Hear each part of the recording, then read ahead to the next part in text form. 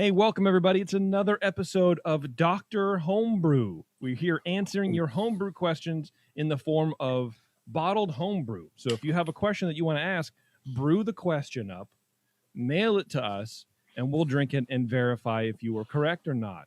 I don't know. Anyways. We may get a puzzling look on our face, but a puzzled look.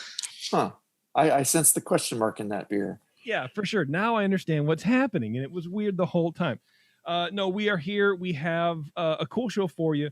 We're drinking a Kvass. Kvass. It's our first Kvass. Did I get that right? Kvass. That's right. Yep. You said it right. I said Kvass last time, and either I'm from the South or I just like ass. But no, it's the beer. I mean, I don't know. It's the thing. Doesn't rhyme with that. I've always heard it said Kvass, but I'm not Russian, so I could be wrong. Well, look, at this point, who cares? It's just we'll figure that out a little bit later. And then after we drink the Kvass with Brian here, it's another Council of Brian's show. We're going to be speaking to John Moorhead about this year's NHC and HomebrewCon and what's going on with that, and give you all the details that we know for sure, straight from the source. So that should be a good time. Yeah, I'm excited about it, man. I don't know, man. HomebrewCon. I missed it last year. I thought that would have been cool in Nashville. I think it was supposed to be, and I think we've talked about it before. I really desperately want to go to Nashville. We were going to Dollywood afterwards. Oh man, I was just going to eat hot chicken and have diarrhea for 4 days. That's all. Well, that too. I mean, the two aren't incompatible, JP. Well, I don't know. I feel like having diarrhea at Dollywood would be very hard to do. But yeah. Anyway, so I was. They have clean restrooms. Yeah, I bet they do. Yeah, I don't know. I was. I'm looking forward to when we can get out and kind of hang out a little bit more. I'm starting to get the tourism itch. You know what I mean? You are, JP? I mean, seriously? Yeah, I know. And wow. It's really just to break up the monotony. Like being home, being a homebody's cool, right? It's awesome. Everyone loves it. But for a year, that's a long time. Like 10 months, that's perfect. But a year, yeah, I don't know, man. We'll see. Yeah. But and who knows? I think at some point we got to talk about the future of this show as far as how long are we Zooming? At least for another month. But at some point soon, maybe we'll actually be breathing on each other again. Yeah. I just got my second dose of Pfizer vaccine on Monday. And how you feel? I feel good right now. Yeah. It was funny. Almost 12 hours to the dot after I got it, I was like, I stood up like, whoa, I have chills and I don't feel great. And thankfully it was bedtime, and my fiance put me to bed, and she said, no, you got to go to bed now. And I felt kind of bad all night and intermittently bad the next day, but I'm feeling pretty good now. I mean, it's kind of like any flu vaccine sometimes. And it just means that with the second shot, it means that your immune system is working really good because it recognizes the intruder and makes a whole bunch of antibodies, and it's working overtime and just getting it done. Hello, let's kill that. Yeah, exactly. The way I figured that is there's enough time for the Bill Gates chip to really embed itself. Oh, gosh. Right. Right. But I didn't have any. I had slim side effects in my first one. My second one I had none. Yeah. Like, all right. So maybe I'm not immune. Is that what you're saying, Brian? I'm on a Moderna. This is my side effect. This little red dot. My arm was sore a little bit. But. See, I have like a little bump-ish, like right here or so. So they gave you a tattoo while you went through the drive-thru? No, I had that before. They managed to miss. Have a tattoo? Tell me, yes, it's a Romulan or something, right? No, this is a Starfleet Voyager era comm badge. So I got a Starfleet Voyager comm badge with like a nebula background. You're seeing it here Voyager. First. Because Voyager is the best of the Star Treks, and I wanted to have myself a Voyager era comm badge. I knew it was something. I knew it was something Star Trek. I knew. Of course. I knew it. How long have you had that? Like maybe a year and a half or so. Oh, damn. Okay, cool. Well, so, person, because right now it just looks like a big blob. Yeah, exactly. And I need to wear a shirt that I could pull up better a little further so you could see it a little better. Strip. I mean, I don't care. It's Facebook. There's only 14 people watching. That's true. I mean, it's just kind of. I do need to probably post this to Facebook at some point, but yeah, there you probably see it a little better because there's maybe the comm badge, and you have like a nebula back there behind it. So did you see Star Trek Picard? Did you watch that show? Yes, I did a lot. I was a Star Trek Next Generation or whatever it is. Mm-hmm. Yeah, I liked it. I liked Picard. I liked it. It was cool. I'm not really a Star Trek guy, Mm-hmm. but I think Star Trek Picard was better than The Mandalorian. I think they're close. I might agree with you that Picard's a little better, because I'm just a huge Star Trek fan. But Picard was great in that you didn't have to have watched any of the original Next Generation or anything. It did stand alone pretty well. So even if you weren't that familiar, if you were more familiar with it, you got more out of it. But I think it played pretty well on its own. Yeah. Patrick Stewart is a cool dude. I mean, he's a great actor. He's cool really just commands your attention. So there you go. But Exactly. The Mandalorian was still better. I haven't seen Picard. I might watch it someday, but the Mandalorian, Better than the thing you haven't seen. it was definitely better. That whole time I watched Picard, I was like, God, I wonder what it's like to kiss him. I wonder if he's like. I've never had that thought, but right? yeah. You know, My daughter and I are now marching through Next Generation, which she hasn't seen yet. And season 1 is kind of a garbage dump. So we're just kind of powering through season 1 as fast as we can. Because there are some good episodes in season 1 in retrospect, but by and large, it is a garbage dump. Yeah. they had their growing pains. Absolutely. Like anything, man, anything. I'll tell you what, let's take a quick break before I forget to do that. We're going to come back. We have Brian here with a Kvass beer, which I don't know that I've ever had before. So I'm pretty excited to learn a little bit about this brand new style to me. Anyway, this is Dr. Homebrew, everyone. Hang on, we'll be right back. All right, welcome back, everybody. Thanks for hanging around. I'm about to pop this bottle of Kvass and welcome Brian on the show. Brian, welcome to the Council of Brians, led by Jason. Thank you very much. Thank you. Yeah, welcome back. Just curious, though, what did you sanitize and clean your equipment with when you were doing your brewing process? I'm just curious. That's never a good thing to hear. Oh, I was trying to segue into our sponsor, which I don't think we mentioned. Oh, well, I always use PBW and Star Sand. There we go. Of course. Is that a good? We love 5-star, right, Great. JP? Go to 5starchemicals.com and learn everything you need to do to remind me to mention 5-star, because, of course, everybody else is smarter than me, so they already know to use 5-star, but I need to be reminded all the time to talk about it. So go to 5starchemicals.com, email them, follow them on social media, thank them for supporting the show, tell them that you really, really appreciate it, because they're the ones who make the show happen. So thank you to 5-star very much. Thank you for keeping our beers clean. I still haven't brewed again. I need to do some more home brewing. Yeah, mainly because I have 5 pounds of PBW in my okay. So I've been working with PBW and Star Sand, I think, since it came out. We're doing more beer. We had not BLC, but the iota 4. Yeah. PBW came out and Star Sand came out. We're like, oh, what's this? This is really cool. It doesn't stain your fingers and your equipment or whatever. And I still confuse PBW and Star Sand constantly.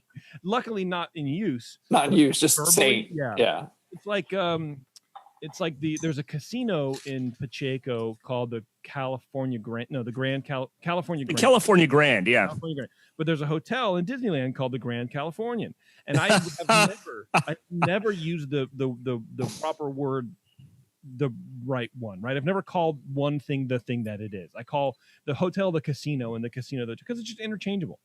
Right. Same thing, the Star Sand and PBW. It's the same thing. It means the same thing to me. I know what's different about them, but when I'm talking about them, it's what it is. So anyway, thanks to 5. Yeah. Kvass, on the other hand, is a whole new thing to me. I have no idea what this. Yeah. So Brian, honestly, talk about I've never had one. Is this the first time you've made this beer style? This is the first time I've made a Kvass. Yes, I've tried some that were commercial. I was actually in Ukraine at one point, and that's where I first tried Kvass, and I've had some since I've been back in the States. So I don't know if you want me to tell you a little bit what I know, or you want to just go into tasting it, or what you want to do. I don't know. What do you guys want to do? I think an intro would serve us well. Do a little intro. Yeah. So Kvass can or cannot be considered actually a beer. Traditionally, it was made from, say, leftover bread that you would have, and you would soak that dried bread, and that would kind of be your mash and get sugars out of that dried bread. Have these people never heard of croutons? I mean, it was kind of a farmer's thing where it's like, well, what do we have available to make some beer-like stuff? So that's where kvass comes from. It's traditionally rye bread, so it's going to be a darker drink. So this one I made was with rye bread as well. Okay. Do you bake the rye bread specifically for this, or is it truly like leftover rye bread? Traditionally, it would just be leftover bread. Now, you could make your own just for the purpose of making a kvass. In my case, I had bought some rye bread and I let it dry out, and I used that. Okay, very cool, very cool. Yeah, I mean, I'm tasting it right now. It's very sort of right up my alley. And what kind of let's get into the beer. Let's do the beer, and then I want to ask some questions about. So I'll tell you too, the first time I had it, I did not like it. I was in Ukraine to adopt my daughter. This was probably about 17 years ago, and was trying all the local stuff. And kvass is a pretty big deal in Russia and Russian influenced countries. So I had to have it. And it's kind of weird because it comes in these 2-liter soda bottles and kind of looks like a soft drink like Coca-Cola, but it's not sweet. It doesn't taste like soda at all. Yeah. And it doesn't really taste like beer to me. I don't know. It's really hard to describe, but I didn't care for it the first time I had it. I don't even know if I finished the bottle. I just pitched it. But over time, I got more and more interested. There was a little Russian store near where I work, and I would go in and buy things that were Russian or Ukrainian to bring home and let the family try. So I was like, well, let's give kvass another try. And it kind of grew on me. So I thought, maybe one day I'll make a kvass. Yeah, that's cool. Yeah. That's cool. All right, Brian Cooper.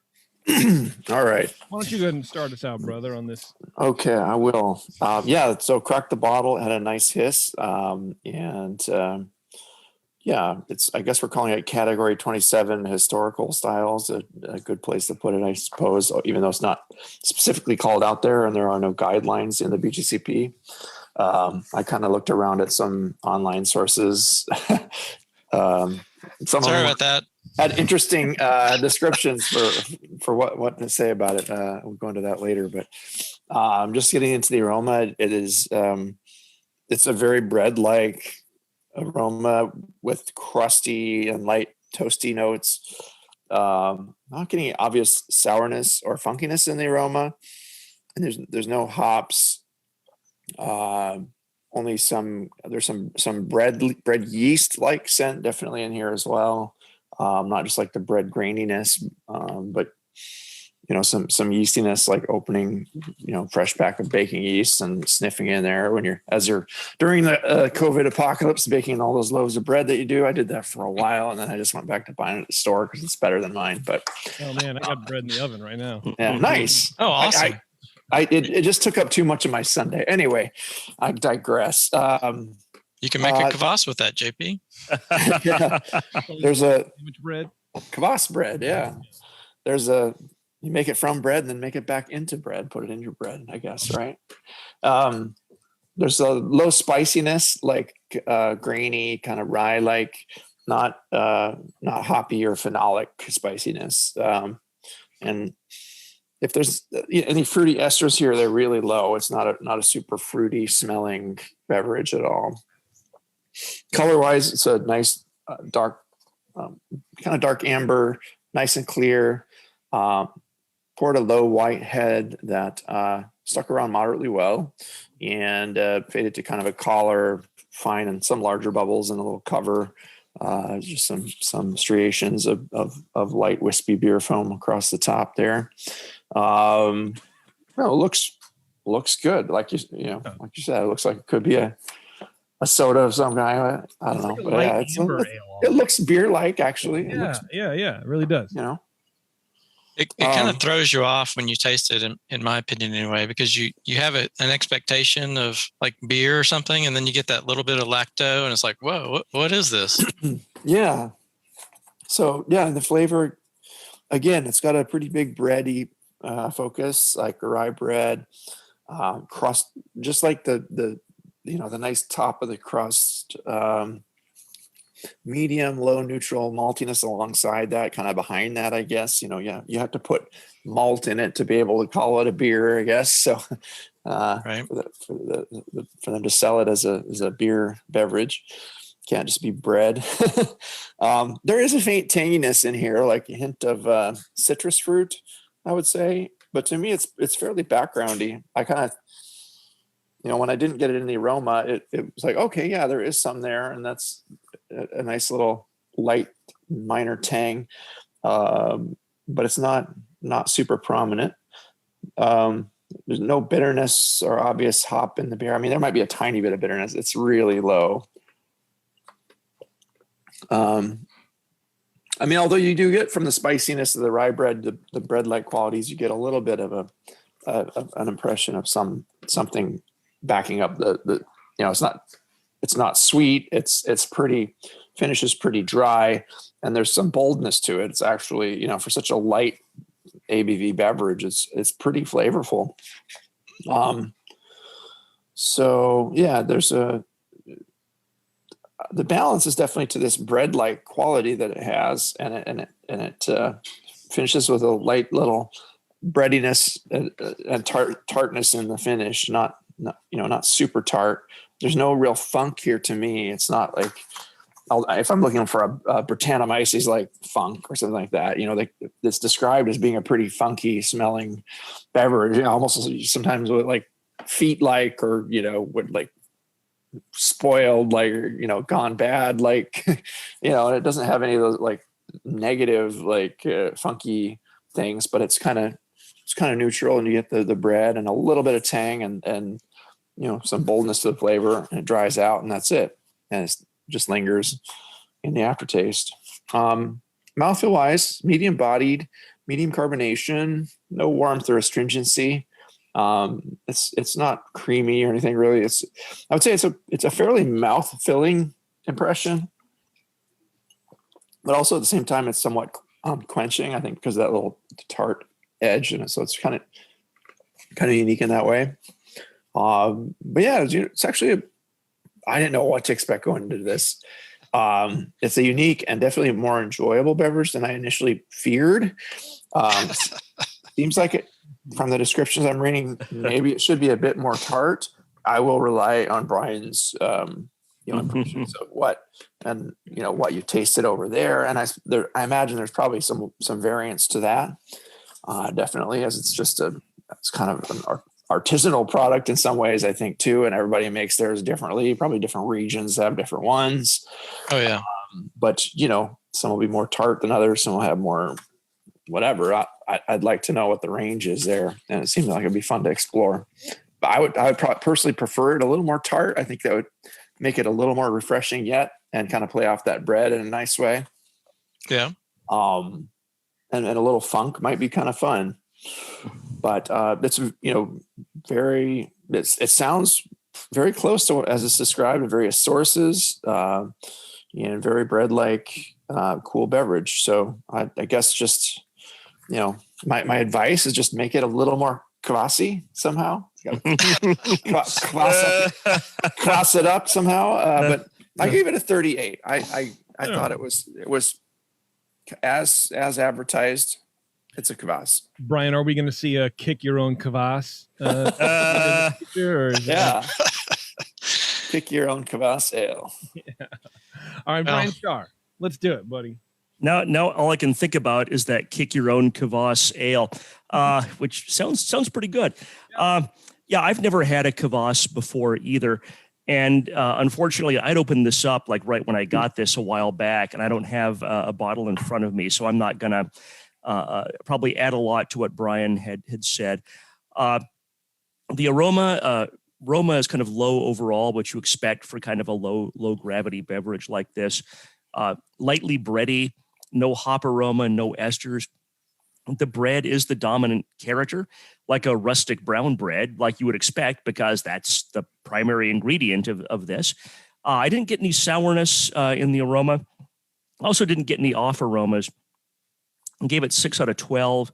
Appearance, light brown color, slightly hazy, low and persistent head, 3 out of 3.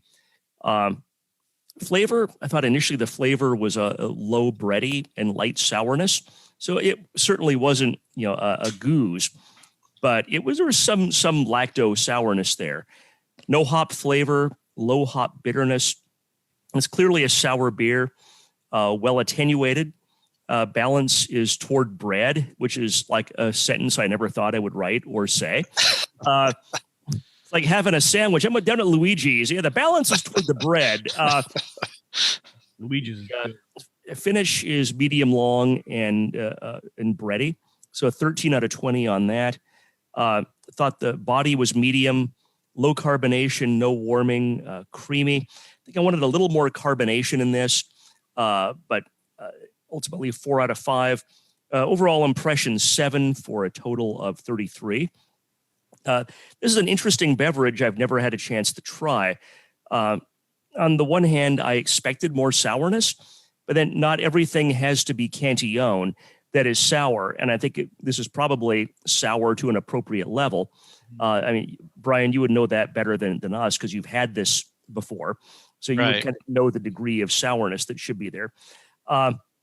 Thanks. I have a note, thanks for sharing, which is, I do thank you for that. But I also didn't get like the caraway seed note from what we think of as rye bread. It's not required to be there, but that's an interesting thing that, at least as Americans, we associate the flavor of rye bread more with caraway than with rye, because that's the spice that gives it that quote rye flavor. Right.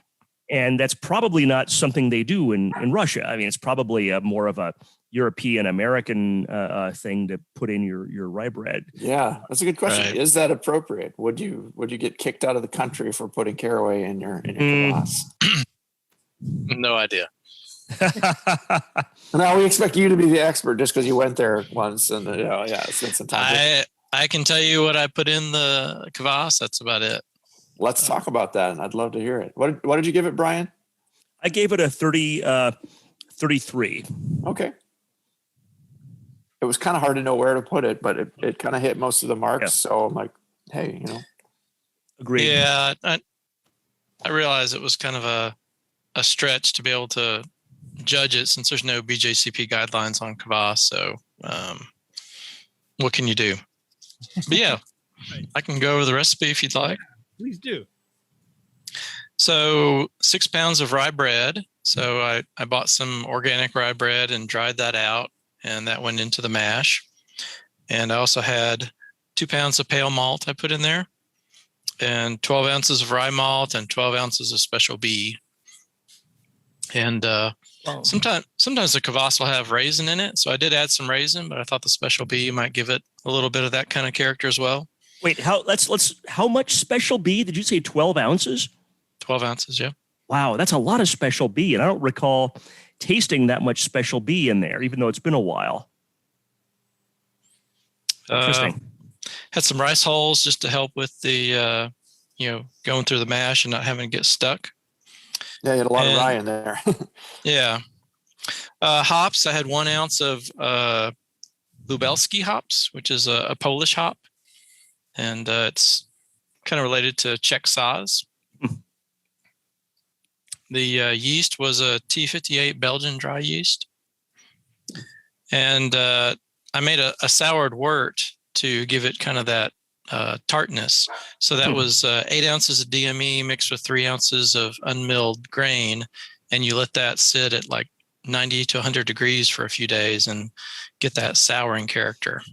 And really smelled like the cream corn DMS kind of thing you always read about. It was very strong, but poured that into the boil kettle. So it gave it some flavor, and that was it.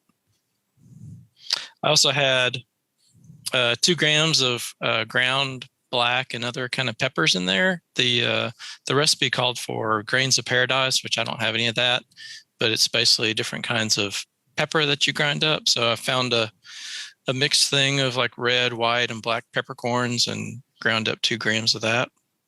And like I said, I put 2 ounces of raisins in secondary. There was definitely like a phenolic spice in there. It wasn't like a sharp pepperiness in any sense to me, but it was just, there was something spicy. Yeah, maybe, It could have been the Belgian yeast. The rye and the Belgian yeasts and the pepper combining and giving an interesting spiciness behind the bread there. So not caraway, but yeah, interesting. Yeah, Brian, I want to go back a little bit when you said you put that sour mash in the boil kettle. Was that something you put in at like 100 degrees for kettle souring, or did you put it in like during the boil to kill the bugs? It was right at the boil to kill it. Okay. Gotcha. So you get a little bit of that tartness, but it's definitely not supposed to be funky or anything like that. It's just a little bit of puckering for you. Nice. Okay. And is a Belgian yeast a common one that's used in recipes for this that you've seen, or what made you choose that? I mean, it worked nicely for you, but. Yeah, reading that Lars Garshall book, it'd probably be appropriate to use just like a standard baker's bread yeast. But the Belgian yeast is one that the AHA called out. They had a recipe online, and I kind of took that as my guideline. So yeah, sounded good to me. I've never been brave enough to ferment beer with bread yeast, and I don't know that I would like the result on that. It'd be interesting to try it though with a small batch and just see where it goes. Yeah, the AHA, I think they called it the Czar's Kvass, if you want to look that up, and theirs was a little bit more malt forward. I think theirs was about 4% alcohol. Mine came out to be 2.5%. Yeah, it's very light but very flavorful. So it's fun. Yeah, I like it, man. It is definitely interesting. I don't know that I could drink 2 liters of it. you don't want to get a 2-liter Coke bottle. How does it compare to the ones that you had in Ukraine? To be honest, it's been so long, it's hard to know exactly. But I will say that we have a brewery here in Nashville called Yazoo. You may have heard of them. Mm-hmm. And they came out with a Kvass recently, kind of a small batch thing. So I bought that and really enjoyed it and compared it side by side with mine. And I thought mine was pretty comparable. I mean, they use a different yeast than I did, so it had some different components, but by and large, it was very similar. Okay. Would you make this again? Yeah, I would. I mean, it's not something I'm going to drink every day, but it does have a cool kind of thirst quenching aspect with that little bit of tartness. So I enjoyed it. And it's really nice that you can drink 4 or 5 and not even feel it because it's so low in alcohol. Yeah. In fact, you can find commercials for commercial Kvass like on YouTube or something, and they show parents, giving it to their kids at a picnic because it's 1 or 2%. It's not even considered alcoholic. Yeah, it's like the Kinder beer in Germany kind of thing. Like, oh yeah. Yeah, exactly. God, what a country. I like it. There is that sweetness sort of lingers a little bit longer than I would like. And maybe that's what's affecting like how much I would drink of this, but I'm going to finish the bottle. I think it's very good. It's interesting. It's very interesting. Well, if anybody in the chat knows of a good source for grains of paradise, you could point us in the right direction for that. I think More Beer has them. Like I've seen them here and there. Yeah. You can. I found where I could buy some, but it was really, really expensive. And when I read about what it was, I was like, well, it's just peppercorns. I can do peppercorns. Probably gave you a similar. Yeah. Deal. Brian, do you have anything else for the Council of Brians or vice versa? No, just really wanting to see what you thought and if you would do anything different. I would probably maybe even make it a little more sweet if I made it again, but just everybody has their preference. I didn't think it was too sweet. It felt pretty it dried off nicely and it left the bread shining through. A little sweetness might accent the bread and give it a little more fullness too, which is kind of nice. It's supposed to be kind of full, I guess, in the mouthfeel, which, not like a barley wine full, but for such a light beer, it carries a fair amount of weight and just everything that's in there. So yeah, it's hard to give you a lot of real specific feedback, but I think, it's just for fun. Yeah. Follow your instinct and just experiment around with it and have some fun. What do you think you're going to do differently next time? Because I'm sure you'll make it again, right? Or maybe you won't. I don't know. I would like to bake my own bread next time, just to make it more homemade homebrew than this time, since I bought the rye bread. So I think that would be fun to do your own bread and take it from the oven to the beer. Well, and I wonder if, you have the commercial, well, you said it was organic, but there are, organic, preservatives in there. And I wonder if you strip it down to just flour and yeast and water, and then, maybe whatever you want to put in there. I wonder if that'll affect the flavor a little more. I don't know. You know what I mean? Commercial bread versus homemade bread.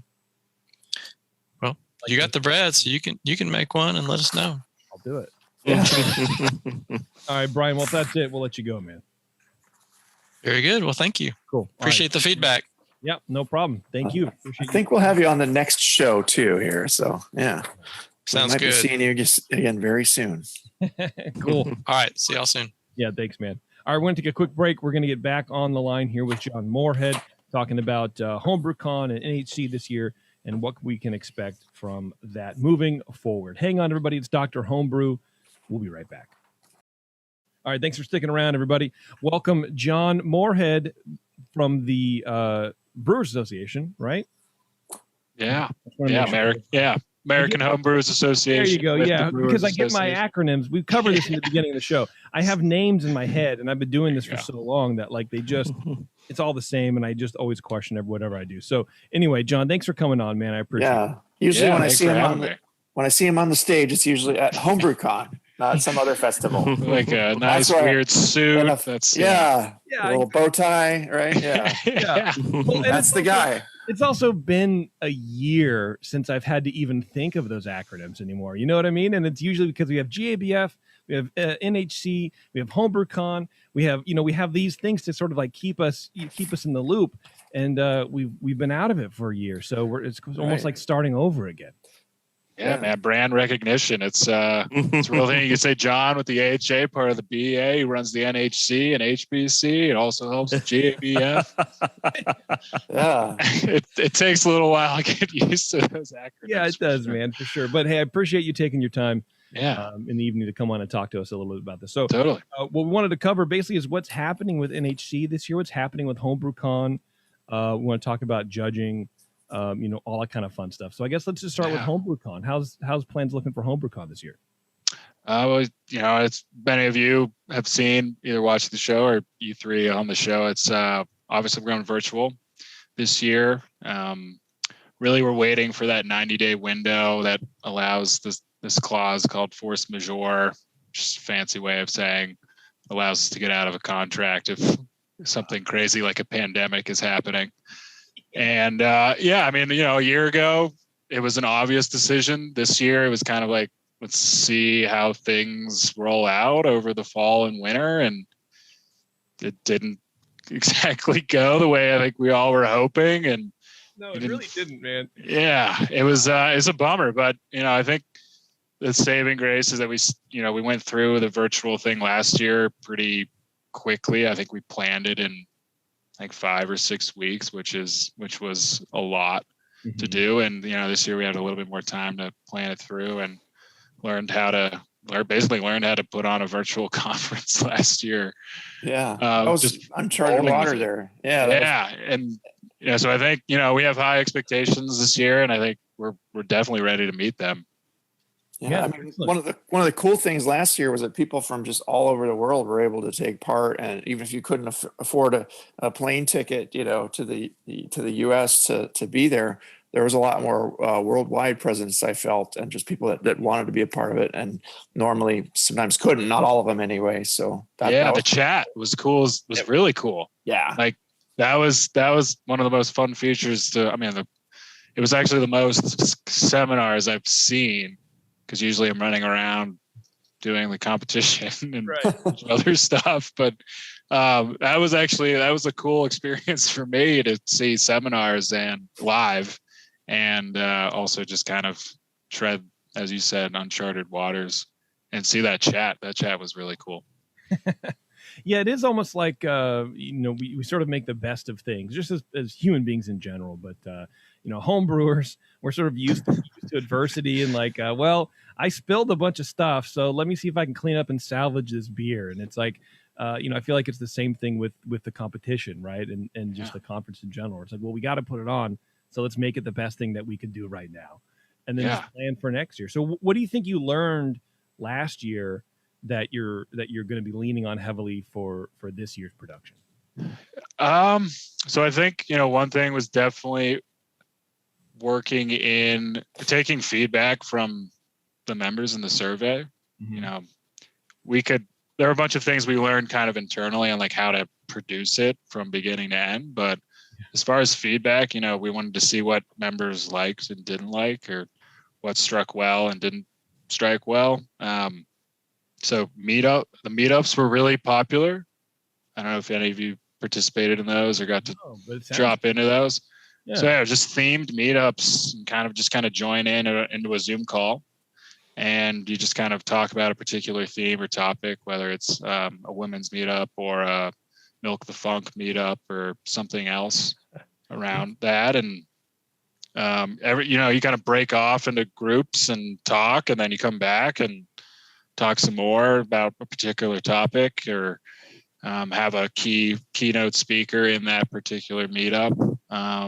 It almost seems like more accessible, more, I was going to say inclusive, but that's not what I mean.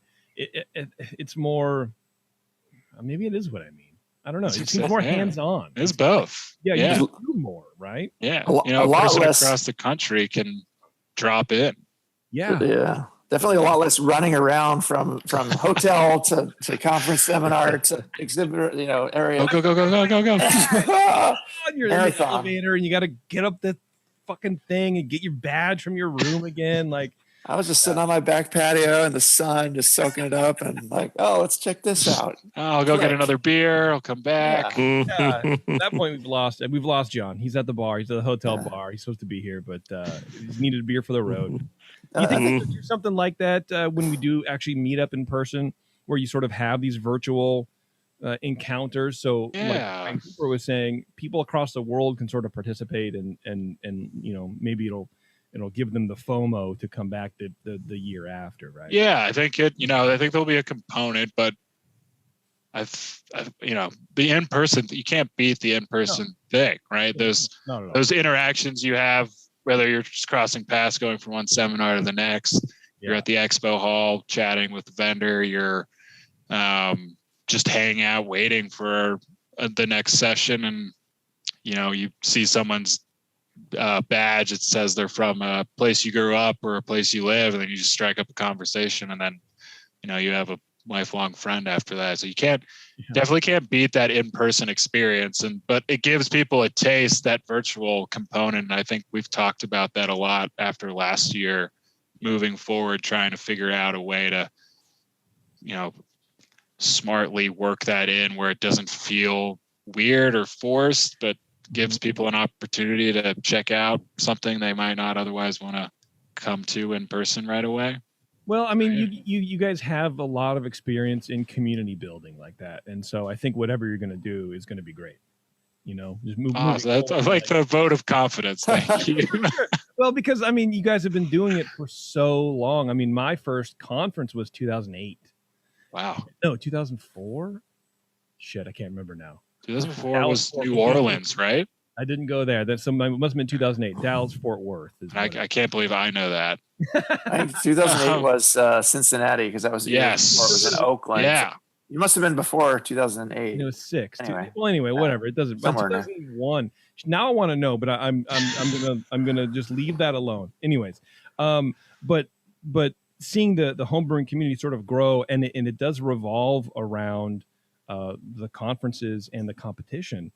And I think that's very much in how you guys handle outreach for homebrewers and get people involved. And you guys do that really well. I guess it's I think it's a culmination of everything we try to work on. It culminates at the conference, but it's everything building up through that. Whether it's helping a state fix some legal issue, whether it's legislation or regulatory, or just clearing up confusion between two parties, or if it's providing homebrew club insurance so you can meet at a brewery, or providing a directory for shops or club directory for people to find a club in their area to go to someplace in person. And then and then we have our big events, like National Homebrew Competition and HomebrewCon, that kind of culminate all that together. And those mini communities come to make that big community at those events, which is really cool. And it's all fun and friendly, which is great. It's all camaraderie. It's friendly competition as well. So absolutely. One of the downsides about not being able to meet in person this year is that masks are one of the things that can really help alleviate the fart in the elevators.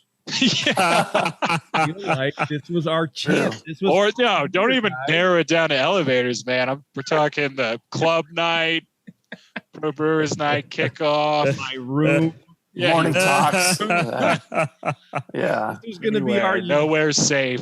The year of homebrewers breathing easy, but apparently, anyway, let's chat a little about the competition.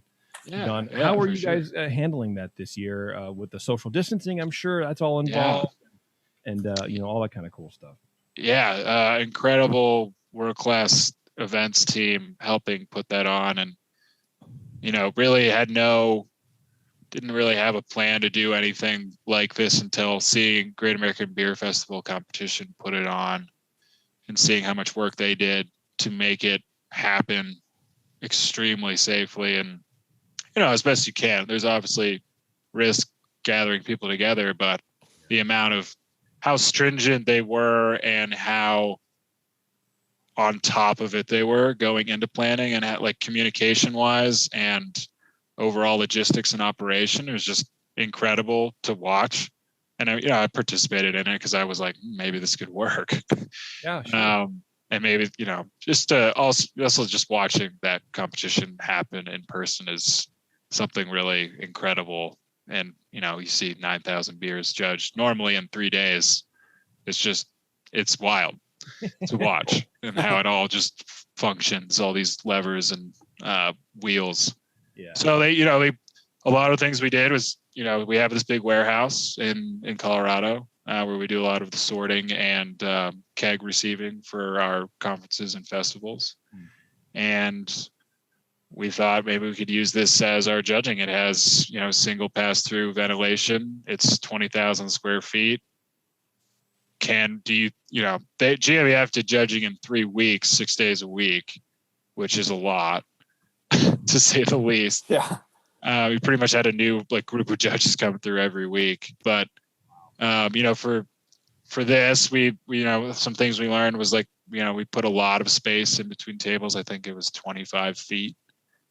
And this, we're shrinking that down a little bit to fit 10 tables, but, it's only 10 tables a day, 4 judges at each table. Okay. And the way that the structure of GABF and basically what NHC is adopting is you have 2 sessions a day and you have judge pairs judge 3 flights in parallel. So not one beer at a time. They judge all 8, 9, 10 beers at once, feedback, and then discuss with the judge after judging those beers, and then move on their top 3 to the next round. So think of every category as having its own kind of March Madness bracket working its way to that final table. Okay. So so usually a category will have usually 3 or 4 rounds to get to that final table, and then you have 4 judges choose the winner, the first, second, and third place. And things are, it's over a week, so things it's a little bit more complicated than just busting it out in a couple days. But for the health and well-being, 4 judges at a table, 6 feet apart for each judge at the table, so they're kind of in this square. And then while they're judging, they have to be wearing a face shield, but no mask, obviously. And then while walking around, every other person in the building is wearing a face shield and face mask at all times. Cut down on the amount of touching done So table captains are wearing gloves. They're in the staging room. They're preparing all the beer. They bring it out. The stewards bring it out to the judges. The judges grab the cups. So minimal amount of touching. Okay. And the judges have to clear their own place. There we go. Yeah. Which is really, good learning. Nice, it's a nice paradigm shift. There's no more steward. Yeah. Yeah. No, clean yourself up. Yeah. But I mean, that's just some of the things. A lot of signage, a lot of like one-way street stuff going on, in and outs, and big aisles, and it's a beast for sure. It's 100 people max in that 20,000 square foot warehouse at one time is like our cap. And we're probably going to be closer to like 85 at one time. So really restricting, that's why it's over a week, as you can't just pack it in with 250 judges and bust it out. Oh, man, you can't. I'm excited for those days again. I love watching a room full of judges just blow through thousands of entries in a day. It's amazing to watch, and it's magical. It's really cool. And eventually we'll get back there. Well, and usually when the judging is over, you have the leftover beers that didn't make it through, and then you leave those out, and people go to town. What are you going to do with those this year? That's a good question. A lot of probably rewarding some of the volunteers who are going to be coming out for 7 days. Sure. Over that time, we did have to up the bottle amount this year, which I knew we would hear about, but in NHC, you'd have to send 2 to the first round, 3 to final.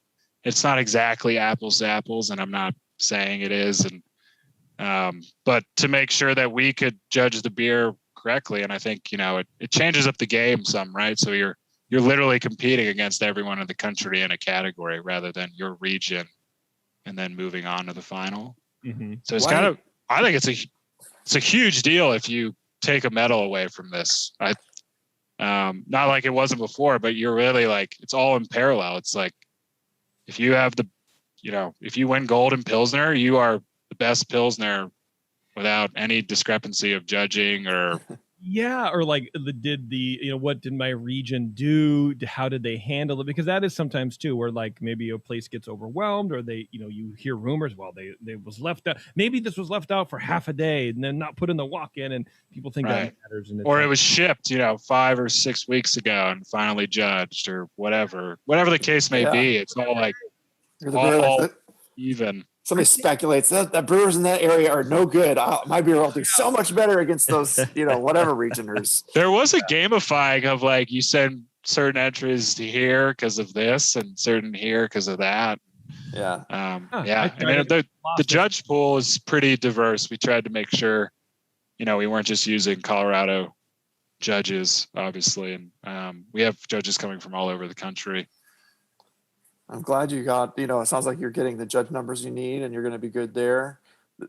It's been a lot. That's a real juggling act. I'm emailing them every week being like, this is the schedule I have. Confirm again. Tell me you're coming. Make me feel comfortable.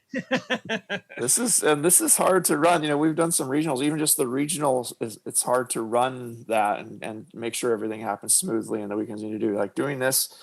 It seems like, you got the plan like pretty well honed and you have a good example to lean back on. It seems like you guys are doing this pretty well, and it's going to be an amazing feat when you pull it off admirably there. Well, we will feel good the moment the final round of a category is judged. That's when I'll be like, all right, 1 of 40 done. Until then, I am on edge until we actually get those final tables judged. I think it'll probably feel pretty worthwhile to the judges that go, because the entrants that are sending their beers in and shipping all those bottles, they're going to bring their A game. Paying that fee, getting them in there. Yeah. This is going to be a lot of serious brewers coming in for this, so it's probably going to be a pleasure to judge just the whole thing, I'm sure. Yeah, people are definitely. I appreciate how serious they take it. Obviously, I do as well from the organizing, and I understand the the gravity of it. And, it's not cheap. Like they're paying a lot of money to enter and to ship, whether they're shipping, freight or as a group or single, individual entering. And the thing I hate doing the most and makes me just die inside is having to email a brewer saying we couldn't judge your beer, or your bottle's broke, or we misjudged it. That just like no amount of refund really helps.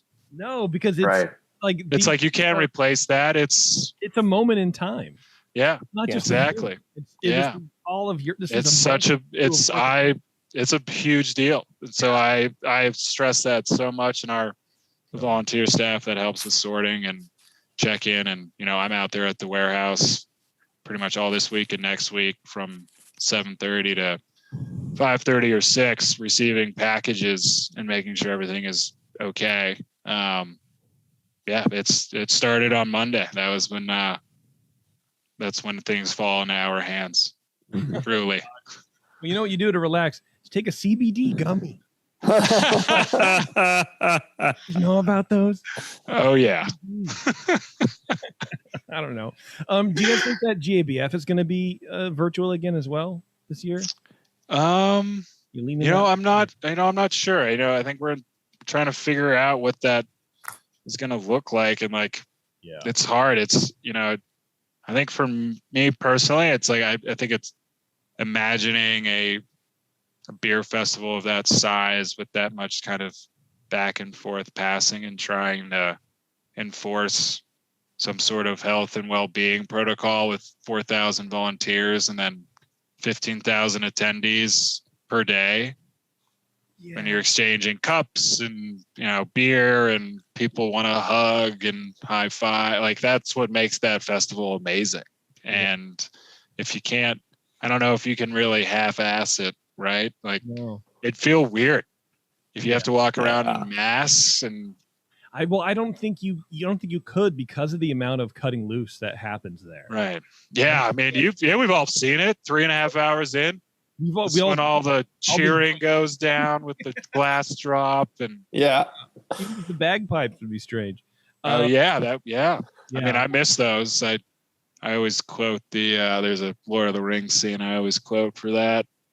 What is it? And they're walking in and they're taking and they just extort my nerdiness on you when in the Fellowship, when they go into Moria and they find the book and it's describing everything that happened about everyone dying and all the skeletons, and it's like they've taken the drums in the deep, they've taken the second hall, and I usually stand up and film it with my old coworker Matt Bowling, and it's just like a weird fun tradition. Everyone has those for GABF. And I love it. There's no rhyme or reason to it, we just do it. No, you're right. Exactly. And I never thought that I would hear anybody say, what I miss about GABF is the bagpipes.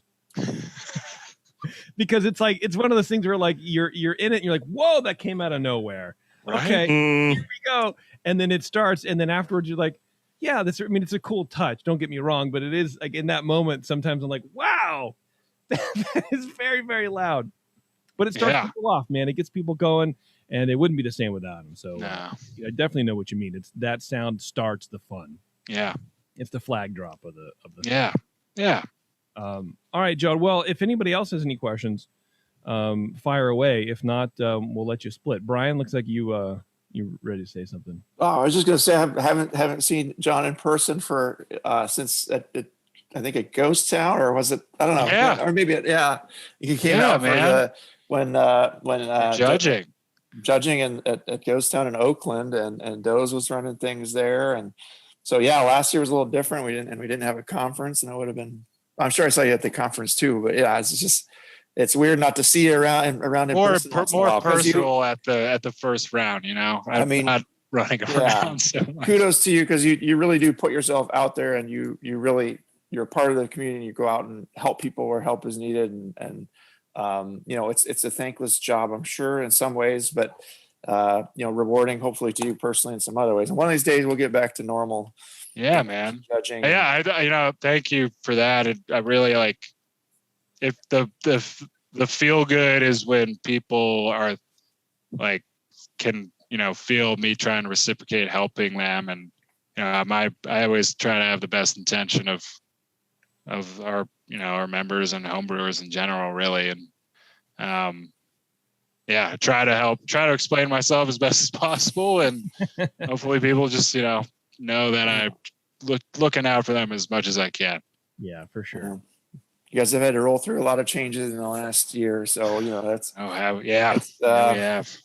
it's going to be different, but I know you'll carry on, and got a lot of good people there still. So thank you so much. Appreciate the support, guys. Yeah.